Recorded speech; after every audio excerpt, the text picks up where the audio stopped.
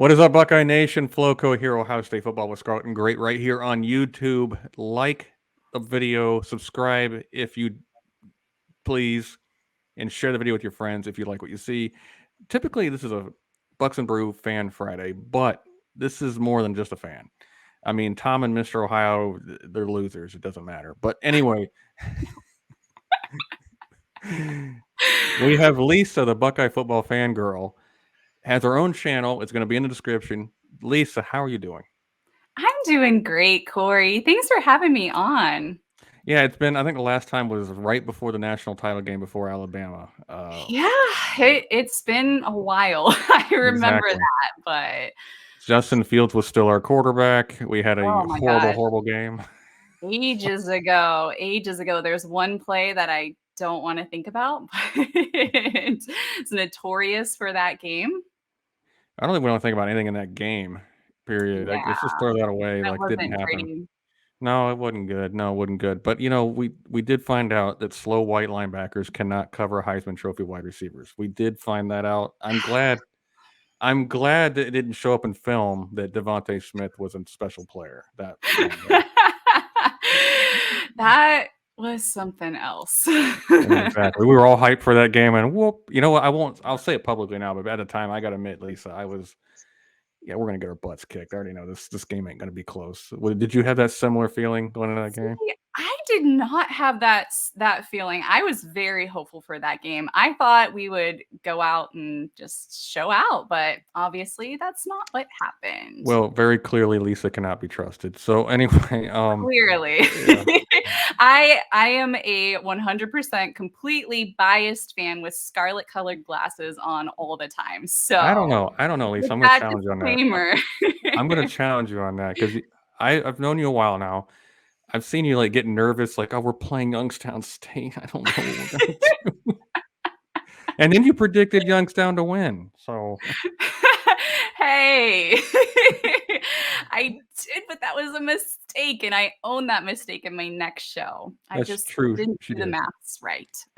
As I was listening, I perked up. Wait a minute.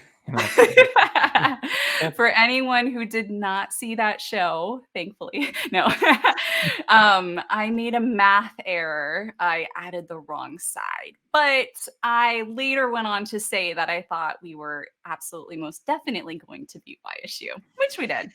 Yeah, still was kind of an ugly game, even though it was an FCS opponent. We were doing that for Tressel's sake. Tressel was there. We're like, dude, we won't completely destroy this team. Exactly. We'll make it a little interesting. Well, I'll just we're still smoothing out kinks. Yeah, and that's the excuse I'm going with. So I'm gonna live with that Yep, one. me too. So speaking of being nervous, you have Yes. told me for a while that Yes. this game on the schedule makes you a little bit nervous. Tell us why. Does. It does. It makes me a little bit nervous. It's one of those games where they played us so close last year. If you look at the final score, it ended up looking like a comfortable win, but I was definitely sweating it out during that game more than I thought I was going to. So ever since then, I've just been nervous knowing that Taulia is back as their quarterback. He has a lot of experience. So This is far, like his 13th year in college football, I think. something like that. So far, they haven't had to thankfully deal with any injuries on their team, so they look fairly healthy. And I think it could just be one of those games where they end up playing us close until, near the end of the game. So that's why I'm feeling a little nervous. Plus, I was not nervous going into the Notre Dame game, and I learned my lesson. That makes sense. A little backwards here. I'm just saying. I learned my lesson. So we went into still South Bend in a nervous. primetime game against a 23-year veteran quarterback who looks like Jesus. Literally looks like Jesus playing for Notre Dame, and you weren't nervous.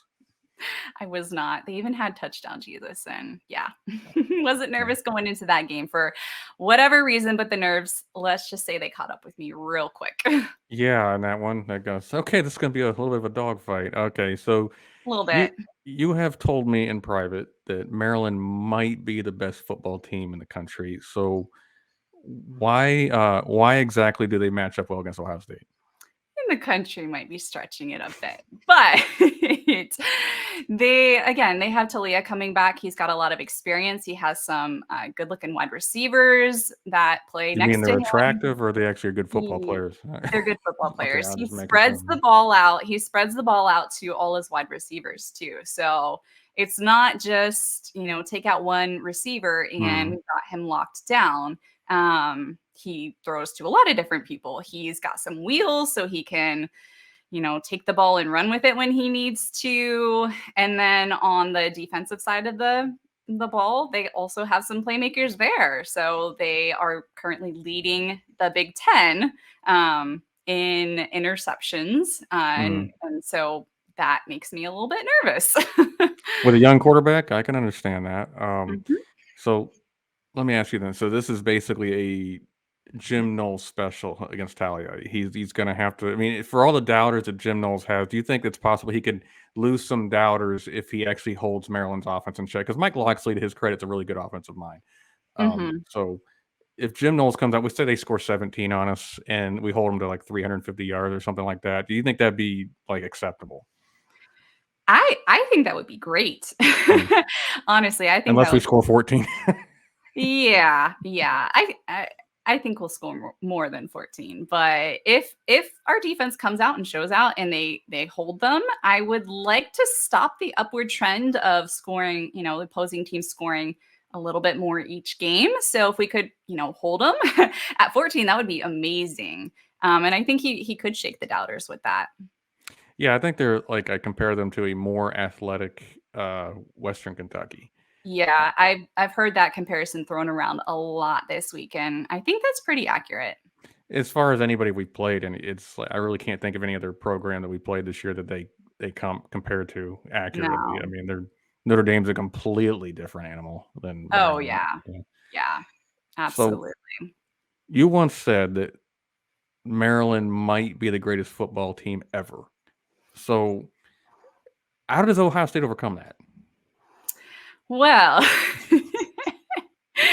I would like to hear where you said me say that. I got the but transcripts. I have the transcript. Beside that point, I think that I'm looking for our secondary to have a big game. I am actually very, very hot on I'm very high on how the secondary has been performing so far this year, especially Burke has been a dog, just turn it up.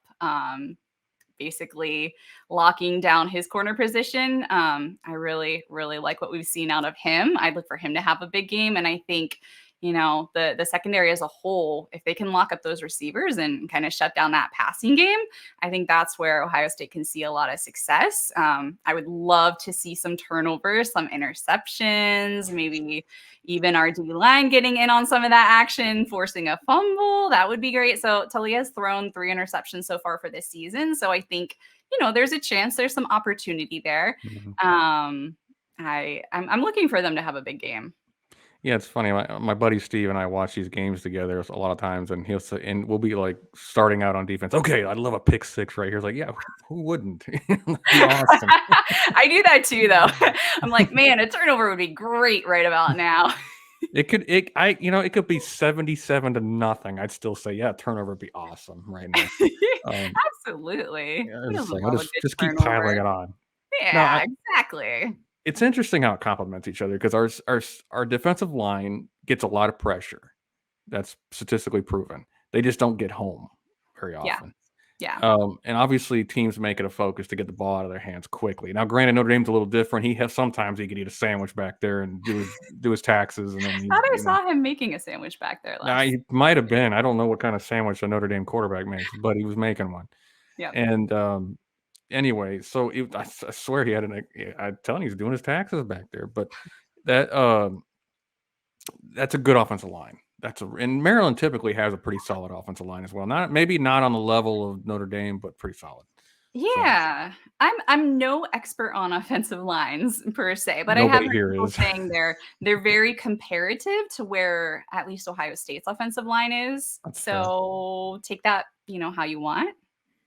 I think there's opportunities to get sacks, obviously, but an experienced quarterback can get the ball out all that much quicker, obviously. Yeah. That's the question. So it's going to be interesting to see Knowles, who has been dialing back the aggressiveness this year to limit big plays. If he goes a little bit more aggressive, or he just kind of, 4-man rush and let the secondary do their job. But the secondary playing better this year. I'm going back to what your point was. Yeah. Denzel Burke having, the less you hear his name, the more you realize he's having a great year. The fact that they are sticking with their coverage a little bit longer allows that defensive line maybe to get a little bit more pressure. It's funny how they work in concert with each other, but if there's no pressure, then obviously the secondary can't last forever. So it's almost like it's almost like they're not quite in sync yet to where the defense line can get home, but the secondary is holding up their end of the bargain. Obviously, is one of the best pass defenses in the country right now. So it's like strength versus strength. That's what makes this game so interesting. Yep.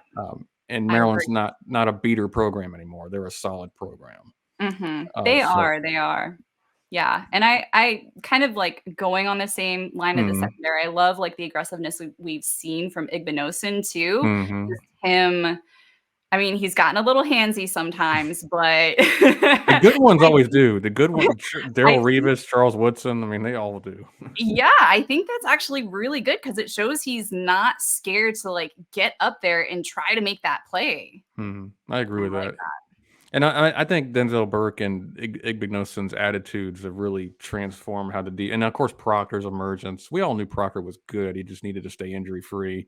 Yeah. Even this year he's been bitten a little bit, but he's still, when he gets to play, he plays well. Is it a concern for you? The linebackers had a struggle of a game against Notre Dame, and that's not normal for us anymore. I mean, if this Knowles got here, our linebackers have been on point. Yeah. Does it concern you a little bit going into Maryland that maybe Notre Dame created a blueprint to confuse our linebackers? That's an interesting question. I would say that's not my top concern going into the game. It will be interesting to see how they play, though. If that was just Notre Dame figuring it out and figuring out how to throw them off. Or if, like you said, maybe they did create a blueprint. I hope not. Yeah, we all do. Yeah. But that'll definitely be interesting to watch and see how that plays out.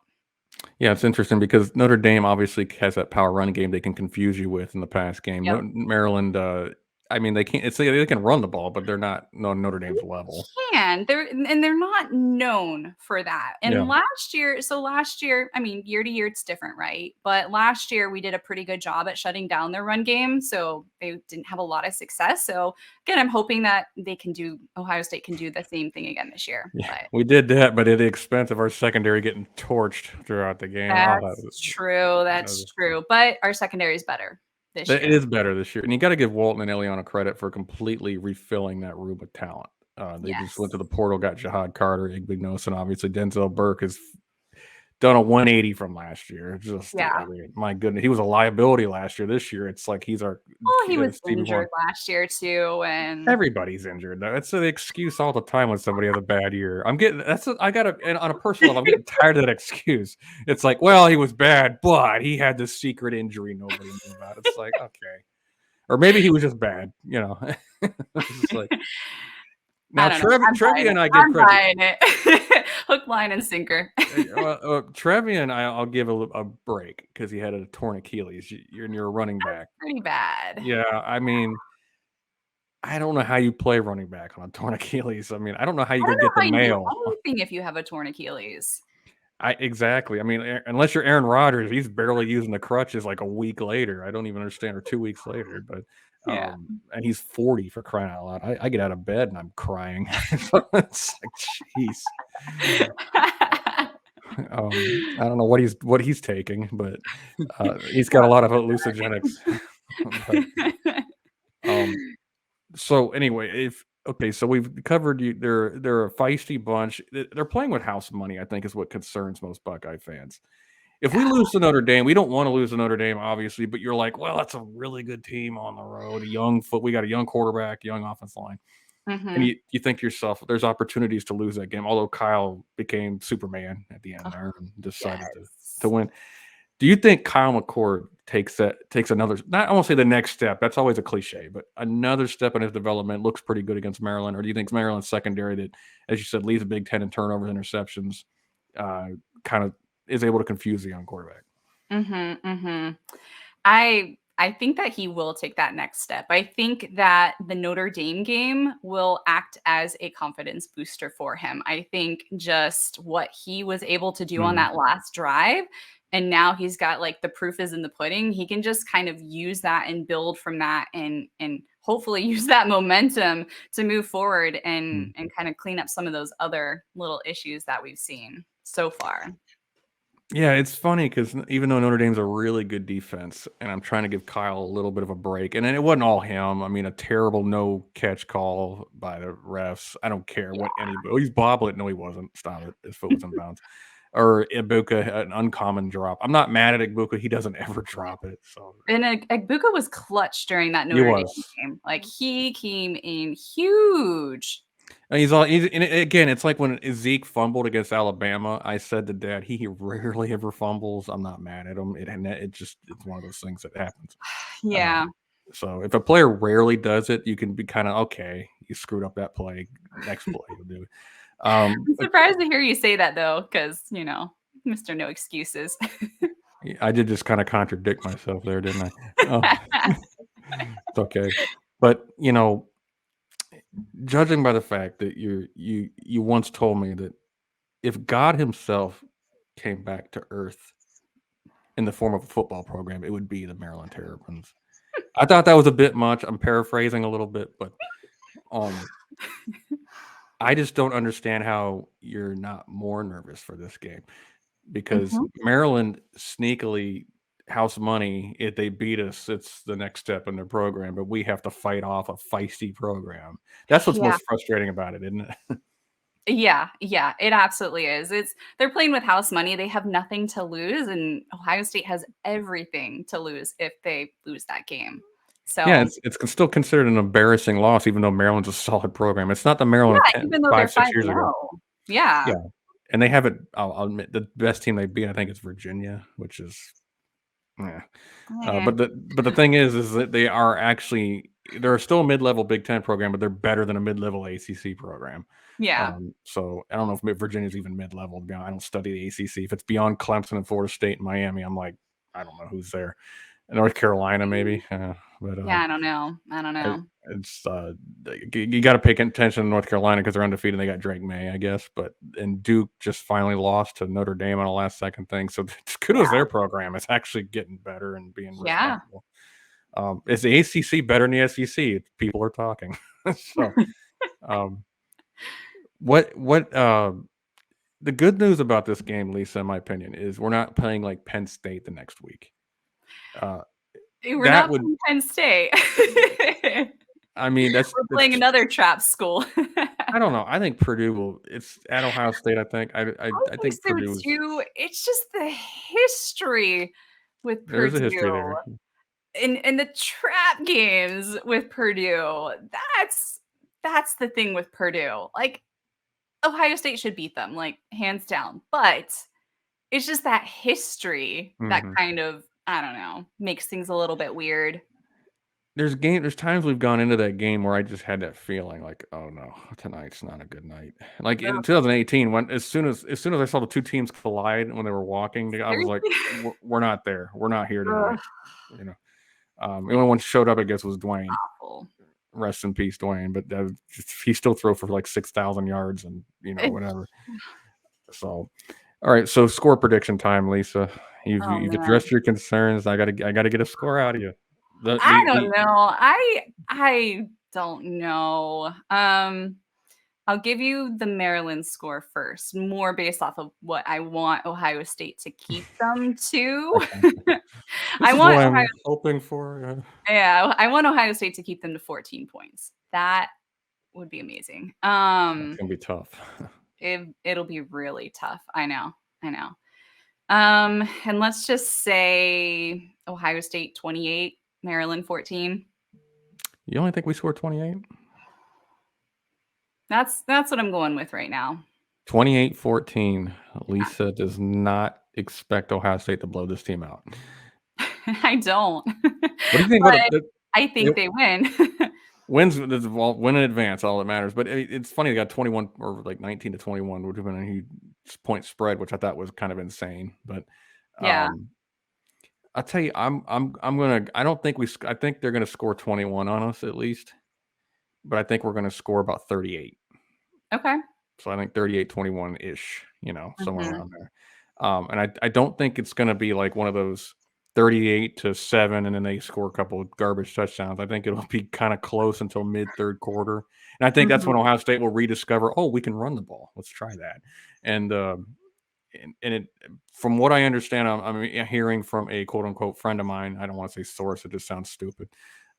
Is that Maya Williams is going to actually Ryan Day kind of made it clear, so I don't even know why I'm saying that. Maya Williams probably get a lot of run this game. So. That's exciting. I haven't heard that, but I love Mayan, so Yeah, he there's been rumors about him. I'm not going to spread, but that being yeah. said, he obviously has been not as active in the last few weeks. So Yeah. is this the game where we just pound the rock and say, no, we're going to control the clock? Because the new clock rules, we can say we're going to control the clock and keep that Maryland offense off the field as much as humanly Mhm. possible. So Mhm. then you got to make every possession count in college football now. You say 7 and 8 possessions. Thanks to the new rules, we're getting less college football, Lisa. I know. That part sucks, So but who do we complain to about this? I wish I knew. If I knew, I would have complained already. Fair point. We can all just go on X and express our whiny thoughts. I don't think Elon cares. Elon doesn't care. That dude's worth like $170 billion or whatever. He don't care what us plebeians think. No, So not Lisa, at all. tell them where they can find you. So I am on, I'm gonna call it Twitter because I just don't like the new name. Agree with So you. I'm on Twitter. Just search for Buckeye Football Fangirl. That's the easiest way to find me. My Twitter handle's a little funky because I was character limited, so I couldn't spell it all out.